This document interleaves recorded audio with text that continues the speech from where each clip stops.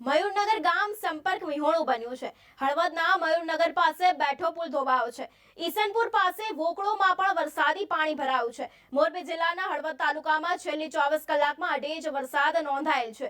તેવામાં હળવદ તાલુકાના રાયસંગ પર અને મયુરનગર ગામ વચ્ચે બેઠો પુલ આવેલો છે, તે ભારે વરસાદના લીધે ધોવાઈ ગયેલ છે, જેથી કરીને મયુરનગર ગામનો સંપર્ક તૂટી ગયો છે। આવી જ રીતે ઈસનપુર નજીક વોકળામાં વરસાદી પાણી ભરાઈ ગયું હતું, જેથી લોકોને મુશ્કેલીનો સામનો કરવો પડી રહ્યો છે। હળવદ તાલુકાના ગઈકાલે દિવસે ને રાત્રે સારો એવો વરસાદ પડ્યો હતો, જેથી કરીને સ્થાનિક જળાશયોમાં પાણીની આવક વધેલી થઈ હતી। જો કે બ્રહ્માણી નદીમાં પાણીનો પ્રવાહ વધ્યો હતો, જેથી કરીને મયુરનગર અને રાયસંગ પર વચ્ચે આવેલ બેઠો પુલ તૂટી ગયો છે, જેથી મયુરનગર ગામ હાલ સંપર્ક વિહોણું બન્યું છે। વધુમાં સ્થાનિક લોકોના કહેવા પ્રમાણે આ પુલ પર 3 વર્ષ પહેલા પણ બનાવવામાં આવ્યો હતો અને હાલના સિઝન પહેલા સારા વરસાદમાં પુલનું ધોવાણ થયું હતું। ત્યારે અહીં ઉલ્લેખનીય છે કે છેલ્લા ઘણા વર્ષોથી ચોમાસામાં આવી પરિસ્થિતિ હોય છે, જેથી ત્યાં મોટો પુલ બનવાની માંગ પણ આવે છે, જેને ધ્યાનમાં લેવામાં આવી રહી નથી। હળવદ તાલુકાના મયુરનગર ગામનો બ્રહ્માણી નદીનો બેઠો પુલ ફરી એક વખત જમીન દોસ્ત થયો છે। 4 ગામના લોકો 4 જણા રાયસંગપરા, નવા રાયસંગપુર અને મયુરનગર સંપર્ક વિહોણા બન્યા છે। રસ્તો બંધ થવાને કારણે લોકો પરેશાન થયા છે અને તંત્રને અનેક રજૂઆતો કરવા છતાં પણ આંખ આડા કાન કરીને મીઠી નીંદર માણી રહ્યો હોવાનો પણ આક્ષેપ કરવામાં આવી રહ્યો છે। અમારા પુલની માંગે પૂરી કરો, સરકાર ચૂંટણીનો બહિષ્કાર કરો। અમારા પુલની માંગે પૂરી કરો, સરકાર ચૂંટણીનો બહિષ્કાર કરો। અમારા પુલની માંગે પૂરી કરો, સરકાર ચૂંટણીનો બહિષ્કાર કરો। માંગે પૂરી કરો, સરકાર ચૂંટણીનો બહિષ્કાર કરો। અમારા પુલની માંગે પૂરી કરો, સરકાર ચૂંટણીનો બહિષ્કાર। ડેપ્યુટી એન્જિનિયર માર્ગ મકાન વિભાગ સ્ટેટ હળવદ।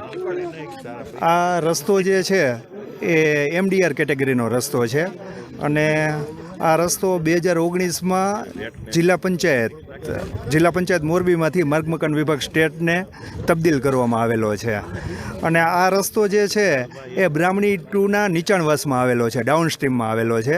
એટલે બ્રાહ્મણી 2માંથી વધારે પ્રમાણમાં પાણી છોડવામાં આવ્યું, એને લીધે આ રસ્તાનું થોડુંક ધોવાણ થયેલું છે, કોઝવેનું ધોવાણ થયેલું છે અને જેની કામગીરી 12 કલાકની અંદર તાત્કાલિક ચાલુ કરશું હવે, અને એનું પ્લાનિંગ કરી લીધું છે અમે લોકોએ। હકીકત આ રસ્તો જે છે એ પુલિયો બનશે કે હકીકત નહીં બને, શું કહેવાનું? અત્યારે નવા પુલ બનાવવા માટેની દરખાસ્તો સરકારશ્રીમાં આપણે સાદર કરેલી છે, માનનીય ધારાસભ્યશ્રીની રજૂઆતો છે અને એને અનુસંધાને સરકારશ્રીમાંથી મંજૂર કરવામાં આવશે। હકીકત સાહેબ, આ રસ્તાની અંદર ઘણા બધી વાર વાત કરવા જઈએ તો 2 ધારાસભ્ય બદલાણા, હજી સુધી મયુરનગર અને ચાડધરાને જોડતો જે આ પુલ છે નદીનો એ હજી સુધી બન્યો નથી, તો હકીકત શું રહસ્ય છે? કઈ રાજકીય રોટલા તો નથી શેકાતા ને? નહીં, એ તો રસ્તો તો સરકારશ્રીના ક્રાઇટેરિયા પ્રમાણે કરતા હોય છે, એટલે એ તો સરકારશ્રીમાં મંજૂર થઈ કરી દેવામાં આવશે। આજે ઉપર ભારે વરસાદના કારણે ડેમમાંથી પાણી છોડવામાં આવતા આ પુલનું ધોવાણ થયું છે। ગયા અઠવાડિયે જ આપ કદાચ હાજર હશો, ધારાસભ્યશ્રીની હાજરીમાં ધર્મેશભાઈને જાણ છે, સરપંચને જાણ છે કે એક કહેવાય ને કે ધારદાર રજૂઆત કરેલી છે, કોઈ પણ સંજોગે અમારે આ પુલ બનાવવાનો છે, એ તમે કોઝવે બનાવો, એ તમારો વિષય છે। કડીવાર સાહેબ પણ હાજર હતા, એટલે આપણે રજૂઆત અઠવાડિયા પહેલાં જ હજી કરેલી છે, પણ અત્યારની પરિસ્થિતિમાં આપણે સૌ જાણીએ છીએ કે દવાખાનું આ 3-4 ગામને જોડતું આપણે અહીંયા છે, બેંકનો વહીવટ છે, ત્યારબાદ મોટામાં મોટી જો સમસ્યા હોય તો સ્કૂલની સમસ્યા છે કે 11-12ની જે દીકરા દીકરીઓ આપણા રાસિંગપર ચાડધરાથી જે અહીંયા ભણવા આવે છે એના માટેની અત્યારે સાહેબને પણ સવારમાં મારે વાત થઈ, કડીવાર સાહેબે ધર્મેશભાઈ વાત થઈ, એ કડીવાર સાહેબ પણ હાજર છે।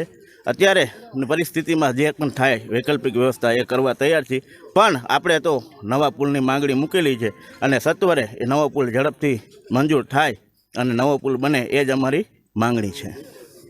ભાઈ રબારી, ગામ મયુરનગર. અમારું ગામ 1947 પછી કોઈ પણ આ કોજવેલનું કામ કરેલ નથી. અમારા ગામમાં હામા કાંઠે સ્મશાન છે. અત્યારે કાંઈ પણ અમારા ગામમાં એવો બનાવ બને તો અમારે અગ્નિદાહ દેવા કઈ જગ્યાએ જવું, અમારી એ વ્યથા છે. અને વહેલી તકે તમે આ ગામનું પુલનું કામ કરી દો. 50-60 છોકરા એકણે ભણવા આવે છે, નકર પછી અમારે હવે ચૂંટણીનો બહિષ્કાર કરવો જોશે. મારું નામ વિમલ લોખીલ નામ છે. મારું ગામ મયુરનગર.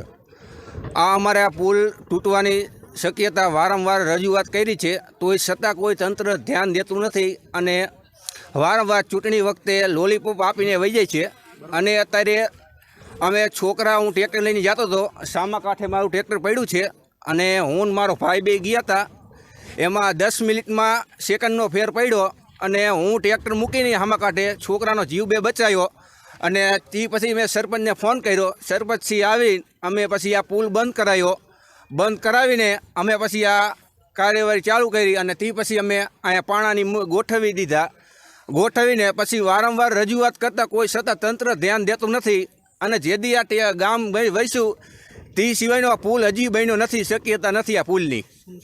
અને આ સમસાન અમારે કોઈ પણ વિરુદ્ધ વહી જાય તો અમારે ક્યાં જવું હવે? અને અમારી 500 વીઘા જમીન છે સામા કાંઠે, અને અમારે હવે શું કરવાનું? અમે કેના ઉપર જીવી? હવે કોઈ આવ્યું નથી, કોઈ પણ તંત્રએ ધ્યાન દીધું નથી અને કોઈ પણ હજી આવતા કોઈ સત્તા હજી કોઈ આવ્યું નથી અહીંયા ગણે. અને વીડિયો અત્યારે જ્યાં અમે રજૂઆત કરી અને આવ્યા એ બરાબર. હળવદ તાલુકાનું મારું નામ છે બચુભાઈ દેવી પૂજક અને મયુરનગરના રહેવાસી છીએ અમે, આદુ અનાદિના. અને આ આદુ અનાદિથી આ માર્ગનો અમને પ્રોબ્લેમ નદીનો મોટા પાયે રહ્યો જ છે, પણ અત્યાર સુધીમાં કોઈ કામ હલ થયો નથી. પણ આ મહેરબાની કરીને અને તમે પત્રકારને કોઈ આગેવાનો થઈને આનો કંઈક હલ કરો તો બહુ સારી વાત કહેવાય. આ અત્યારે ઓછામાં ઓછા 10 દીકરીઓ બચી ગયું છે. ઘડીક થાત ભાગ ઉપરવાળા ભગવાનના કંઈક મહેરબાની હશે તે બચી ગયું, દીકરીઓ બચાડ્યું. ન કે આ 3 ગામમાં અત્યારે હોગ થઈ ગયો હોત. આવો રસ્તો અત્યારે બેકાર છે. હવે આ નદીના ઓલા કાંઠે જવાયું નથી, કવાયું ન રહ્યું. આ ચારધાણ રાસિંગ પરના 2 ગામનો ભણતરવાળાને કેવડી તકલીફ છે. હવે એ કામ હળવદ ફરીને આવે તો થાય ને કામ ટીકર ફરીને આવે તો બાંકણ ભણી શકે, ન કે એમનું ભણતર બગડવાનું 8 વર્ષનું. તો આ તો કોને? આ સરકારને ધ્યાન દેવું પડે, આગેવાનોને ધ્યાન દેવું પડે. મારું નામ ભાવેશભાઈ પોલાભાઈ ચાવડા. હું ગામ મયુરનગરનો સરપંચ છું. અને અત્યારે આ પુલમાં સવારે જે છોકરા ભણવા આવતા હતા, અમારે અહીંયા 1 થી માંડીને 12 લગીન છે. 11-12ની બિલ્ડિંગે પણ બહુ અત્યારે મસ્ત બની ગયું છે. અને સામે 3 ગામના 50 થી 60 છોકરા અહીંયા ભણવા આવે. કદાચ મારા ધારવા મુજબ આજ સવારે એવી મોટી દુર્ઘટના બની જાત, અડધા છોકરા આ બાજુ રહ્યા અને અડધા છોકરા પેલી બાજુ, ત્યાં આખો પુલ એકદમ જ અહીંયા વચ્ચેથી ગાબડું પડ્યું. કદાચ રાજકોટ જેવી મોટી દુર્ઘટના બની જાત. માટે હવે અમે બહુ કંટાળી ગયા છે. વહેલી તકે જો આનો કોઈ કાંઈ ઉપાય કરે એવી અમારી માગણી છે. અને બીજા નંબરમાં જ્યારે ચૂંટણી હોય ત્યારે મોટે બધા પૂરા વારી નીકળી જાય કે આ થઈ જાય, બધું તમારું અમને ધ્યાનમાં છે. પણ ચૂંટણી પૈતા પછી કોઈ સામું પણ જોતું નથી. તો માટે હવે અમારા ગ્રામજનો પણ 3 ગામ નહીં પણ 4 ગામ લગીના માણસો ચૂંટણીનો બહિષ્કાર કરવા પણ તૈયાર છે. અમારી માંગ તો મેન તો પુલ બનાવવાની જ છે, બરાબર. વહેલી તકે જેમ કરીને આ પુલ બની જાય તો છોકરાના ભવિષ્યના માટે ચેડા થઈ રહ્યા છે. માટે આ છોકરાના ભવિષ્ય ન બગડે માટે વહેલી તકે જેમ બને તેમ આ પુલ બનાવી દે એવી અમારી અપેક્ષા છે.